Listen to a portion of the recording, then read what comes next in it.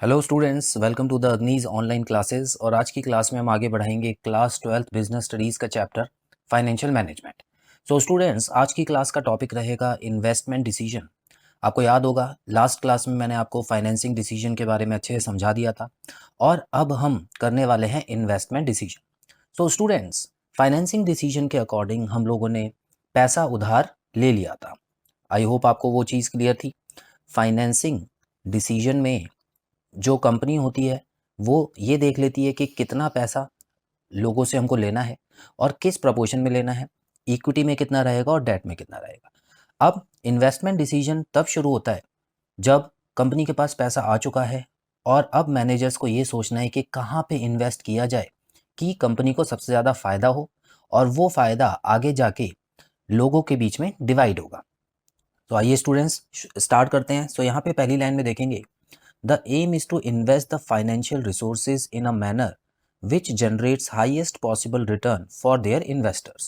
So simple language में लिखा हुआ है स्टूडेंट्स कि कंपनी का एक ही मकसद होता है, सबसे पहले तो फाइनेंस अपनी नीड्स जो है, फाइनेंशियल नीड्स जो है वो पूरी करनी है।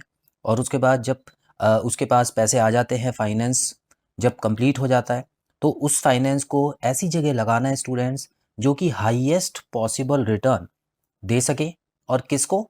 जिन्होंने पैसे उधार दिए थे उनको। बेसिकली इन्वेस्टर्स बोला जाता है ऐसे लोगों को। इन्वेस्टर्स में सभी लोग आ जाते हैं, शेयर होल्डर्स भी आ जाएंगे स्टूडेंट्स, और डिबेंचर होल्डर्स आ जाएंगे, बैंक हो जाएंगी। सो इस तरह से इन्वेस्ट करना है कंपनी को। मतलब अब कंपनी कहाँ इन्वेस्ट करेगी? देखिए स्टूडेंट्स, कंपनी के पास बहुत सारे ऑप्शन होते हैं।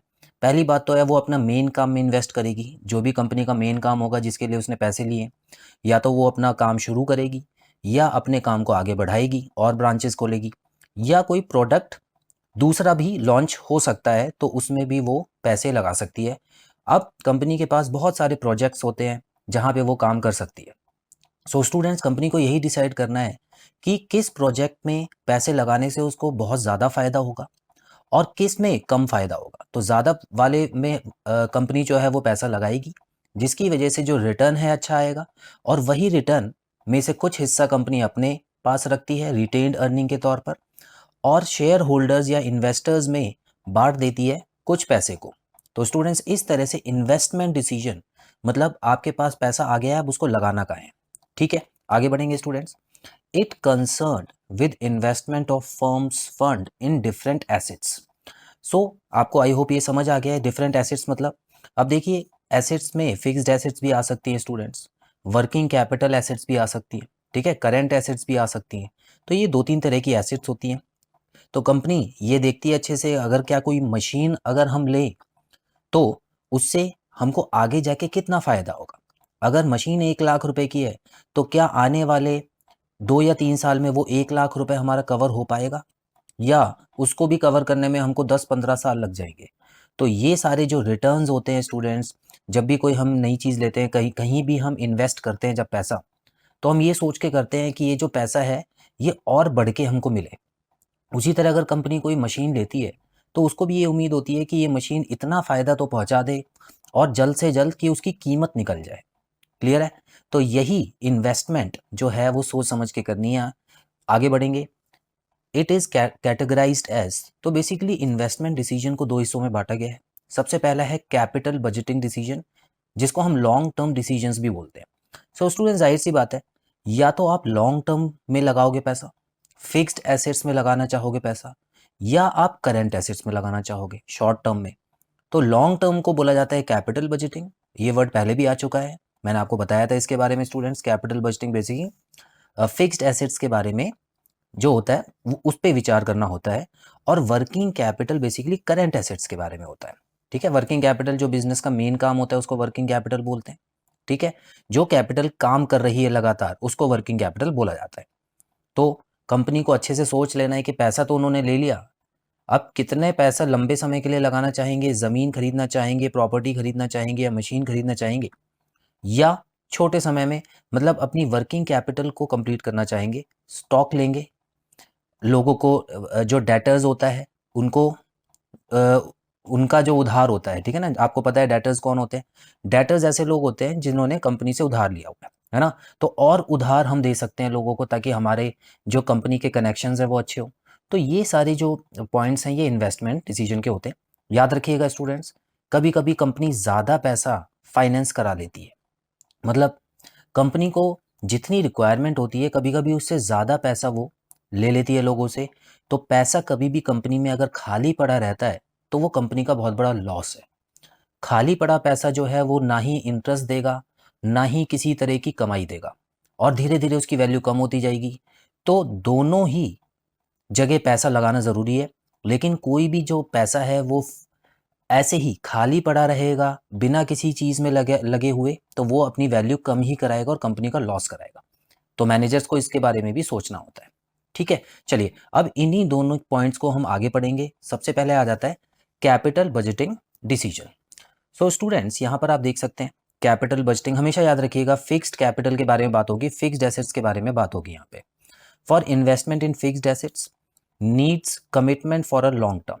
हमेशा आपको एक चीज़ समझनी है कि इन दोनों डिसीजंस में, कैपिटल बजटिंग हो या वर्किंग कैपिटल हो, इन दोनों में हमेशा इस पे ज़्यादा ध्यान दिया जाता है, क्योंकि इस पे अगर आपने एक बार पैसा लगा दिया तो वो पैसा जो है फ्यूचर में बहुत अच्छा रिजल्ट दे सकता है, या कभी कभी वो बेकार रिजल्ट भी दे सकता है स्टूडेंट्स। ठीक है, और अगर बेकार रिजल्ट दे दिया तो ये जो पैसा है ये लगता बहुत ज़्यादा है। कहने का मतलब है स्टूडेंट्स कि ये कैपिटल बजटिंग जब भी आप करेंगे तो बहुत ज़्यादा अमाउंट में करना पड़ेगा। कोई मशीन जो आती है वो बहुत महंगी आती है, क्योंकि उसके अलावा और कोई भी प्रॉपर्टी आप लेंगे तो वो भी बहुत महंगी आएगी। लेकिन अगर आपने ये गलत डिसीजन ले लिया तो यहाँ कंपनी को बड़ा लॉस होगा आगे जाके।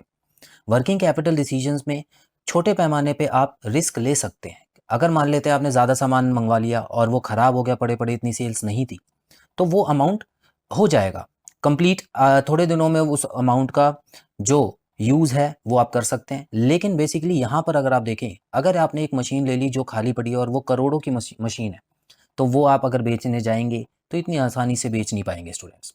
तो capital budgeting decision needs commitment for long term. I hope ये वाला पॉइंट आपको क्लियर है स्टूडेंट्स। तो ज़्यादा रिस्कियर भी यही वाला होता है। एग्जाम्पल्स पढ़ेंगे, purchase of new fixed assets like land, building etcetera. Clear है, तो कोई भी नई अगर आप चीज़ खरीद रहे हैं, नई प्रॉपर्टी खरीद रहे हैं, तो वो भी इसमें आ जाएगी। ओपनिंग अ न्यू ब्रांच, अब आपको अगर ब्रांच खोलनी है एक नई तो आप कैपिटल बजटिंग डिसीजन लेंगे। Launch of a new product line, अगर आप कोई नया प्रोडक्ट लेना चाहते हैं या बनाना चाहते हैं तो उसके लिए भी आपको कैपिटल बजटिंग डिसीजन लेना होगा। रिसर्च एंड डेवलपमेंट, स्टूडेंट्स देखिए ये रिसर्च एंड डेवलपमेंट आजकल बहुत ही ज़्यादा इम्पॉर्टेंट एक्टिविटी होती जा रही है। हर कंपनी रिसर्च एंड डेवलपमेंट पे बहुत ज़्यादा पैसा खर्च करती है, क्योंकि रिसर्च में क्या होता है, रिसर्च में कंपनी ये देखती है कि कंज्यूमर की नीड्स क्या है, आजकल क्या डिमांड आ रही है। बहुत बड़े पैमाने पे रिसर्च होता है, और ये अलग अलग जगह अगर कंपनी बेचना चाहती है तो उसके लिए भी खर्चा करना पड़ता है। डेवलपमेंट, हर कंपनी अपने अपने सामान को जो भी है वो बनाती है, खास खास करके टेक्नोलॉजी वाली जो कंपनीज होती हैं स्टूडेंट्स, वो हमेशा डेवलप करने की कोशिश करती हैं। वो नई नई तरीके की टेक्नोलॉजीज लाती हैं ताकि आप उसको यूज़ करके कंज्यूमर बेसिकली सेटिस्फाई हो सके। तो स्टूडेंट्स R&D भी एक बहुत ही बड़ा पॉइंट है जिसके लिए कैपिटल बजटिंग डिसीजन में जगह बनानी पड़ती है। तो आई होप ये वाला क्लियर है स्टूडेंट्स। चलिए आगे बढ़ते हैं, अगला पॉइंट देखेंगे। तो यहाँ पे आप देख सकते हैं नेक्स्ट पॉइंट में लिखा है capital budgeting decisions must be taken very carefully. इसके बारे में हम डिस्कस कर चुके हैं। हमको बहुत ध्यान से कैपिटल बजटिंग डिसीजन लेना होता है। क्यों? They effect the earning capacity of firms. पहली बात तो है कि अर्निंग कैपेसिटी बढ़ाती है या कम करती है। अब देखिए मशीन आएगी, पहले एक मशीन लगी हुई थी तो कुछ पैसा कमाया जा रहा होगा, उसके बाद अगली मशीन आई तो जाहिर सी बात है अर्निंग कैपेसिटी पे तो फ़र्क पड़ेगा। तो इसीलिए अर्निंग कैपेसिटी बढ़ा देती है कंपनी की। तो इस वजह से इसका जो आपको डिसीजन है बहुत ध्यान से लेना है। इन्वॉल्व्स ह्यूज कॉस्ट, बहुत ज़्यादा पैसा लगता है इसमें। दे आर इरिवर्सिबल, ये पॉइंट हमेशा याद रखना है स्टूडेंट्स कि इरिवर्सिबल है। एक बार आपने अगर डिसीजन ले लिया तो अगर आपको ऐसा लगता है कि हम पहले वाली जगह दोबारा पहुंच जाएंगे तो वो गलत होगा। आपको कोई ना कोई बड़ा नुकसान यहाँ पे ज़रूर हो सकता है। क्लियर है स्टूडेंट्स? चलिए अब हम करेंगे शॉर्ट टर्म डिसीजंस के बारे में बात, जिसका नाम है working capital decision. Working capital basically current asset से जो भी रिलेट करती हैं चीज़ें वो आपको वर्किंग कैपिटल में डाल देनी है। इसमें क्या क्या आ जाएगा? इन्वेस्टमेंट्स इन करेंट एसेट्स, अगर company cash, inventories basically stock होता है स्टूडेंट्स, जो कंपनी के पास सामान पड़ा है, रॉ मटेरियल भी हो सकता है, फिनिश्ड गुड्स भी हो सकता है, और ऐसा सामान भी हो सकता है जिस पे कंपनी अभी काम कर रही है, ठीक है। तो इन्वेंट्रीज पे भी खर्चा कर सकती है कंपनी। उसके अलावा डेटर्स पे भी मैंने आपको बताया था, कंपनी अपनी ब्रांचेस बढ़ाने के लिए या अपनी जान पहचान बढ़ाने के लिए और लोगों को उधार दे सकती है ताकि वो कंपनी से जुड़ें और कंपनी का काम आगे बढ़ाएं। क्लियर है? तो करेंट एसेट्स में अगर आप पैसा लगाते हैं उसको हम बोलते हैं working capital decision. They affect the day to day working of the enterprise. तो डे टू डे वर्किंग हो गई, ठीक है, लॉन्ग टर्म का नहीं है, ये शॉर्ट टर्म का है, तो जाहिर सी बात है रोज जो काम होते हैं उसको उसमें अगर आप पैसा लगाएंगे तो आपके डे टू डे वर्क पे असर पड़ेगा। They provides liquidity to the business. हमेशा पॉइंट याद रखिएगा स्टूडेंट्स, देखिए लिक्विड होना क्या होता है, आप में से कई बच्चों को पता होगा जिसने सारी वीडियोस देखी हैं। लिक्विड होना होता है कैश होना, मतलब अगर कैश है कंपनी में ज़्यादा तो इसका मतलब वो लिक्विड कहलाएगी, और जितना कैश ज़्यादा होता है स्टूडेंट्स उतने ही जो इन्वेस्टर्स होते हैं वो खुशी खुशी पैसा लगाने के लिए रेडी होते हैं, क्योंकि उनका पैसा जब वो मांगेंगे आप उनका पैसा लौटा सकते हो।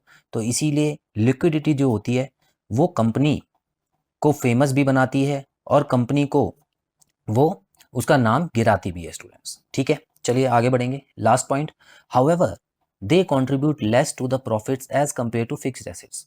अब ये बात तो आप जानते हैं स्टूडेंट्स कि फिक्स्ड एसेट्स जो हैं वो ज़्यादा बड़ी एसेट्स होती हैं और प्रॉफिट में वो ज़्यादा रोल निभाती हैं, और उसके अपोजिट अगर करंट एसेट्स की बात करें, बिल्कुल करंट एसेट्स करना बहुत जो है करंट एसेट्स में पैसा लगाना बहुत ज़रूरी है स्टूडेंट्स, क्योंकि उसके बिना तो बिजनेस नहीं चलेगा, लेकिन वो उतना प्रॉफिट नहीं कमा के देती हैं जितना फिक्स्ड एसेट्स देती हैं। फिक्स्ड एसेट्स में अगर आप एक मशीन खरीदते हैं तो उससे बहुत सारी चीज़ें आप बना सकते हैं और काफ़ी दिनों तक वो चलती भी है। हालांकि करंट एसेट्स से आप बहुत कम समय तक ही उससे कोई चीज़ बनाएंगे और उसको आपको बेचना भी पड़ता है, बदलती रहती हैं वो। क्लियर है स्टूडेंट्स? तो ज़्यादा इंपॉर्टेंट कौन सा हो गया? ज़्यादा इंपॉर्टेंट हो गया हमारे लिए कैपिटल बजटिंग डिसीजन। सो जब भी हमारे पास पैसा आता है तो हमको ज़्यादा सोच विचार किस में करना होता है? Capital budgeting basically long term में। लॉन्ग टर्म में नुकसान नहीं होना चाहिए, ठीक है। शॉर्ट टर्म में अगर नुकसान होता है तो उसको कंपनी झेल भी सकती है। So I hope students investment decision का इंट्रोडक्शन आपको क्लियर है। अगली क्लास में फैक्टर्स अफेक्टिंग इन्वेस्टमेंट डिसीजन के बारे में हम पढ़ेंगे। सो बहुत जल्द मिलते हैं अगली क्लास में। Bye bye.